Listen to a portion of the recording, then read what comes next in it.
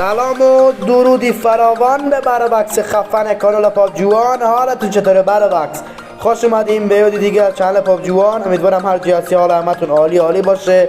برابکس امروز اومدیم با یه ویدیو دیگه از کانال پابجوان که خیلی خفن. این ویدیو باشه پینگه که یه کد DNS براتون آوردم. خیلی عالیه این کد که با کد نسل 6 و نسل 4 که داخل گیم پلی براتون میذارم و گیم پلی رو نگاه کنید تا آخر ویدیو با من همراه باشید. عشق من برابکس، قبل از اینکه بریم سراغ ویدیو امیدوارم ویدیو قبل رو دیده باشید که این بالا براتون میاد همین یوسی گرفتن همین متریال ها. شرمنده یکم نمیدونم چه کلا سوتی میدم. این بالا براتون میاد، اونجا میتونید نگاه کنید. همین قبل از اینکه بریم سراغ ویدیو رو لایک کنید، چنل رو سابسکرایب کنید و زنگوله بخیر روی آل بذارید که هر وقتی ویدیو میذارم اول نفری باشه که ویدیو با خبر بشید. عشق منید. بزن بریم سراغ ویدیو. لیتس گو.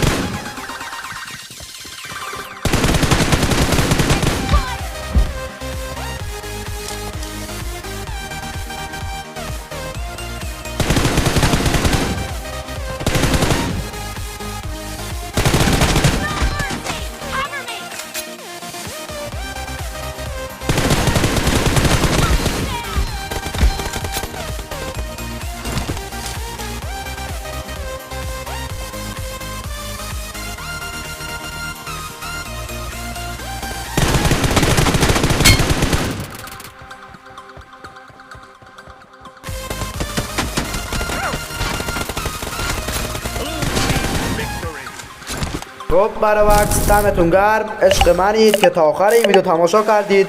تا ویدیو بعدی، خدا نگهدار.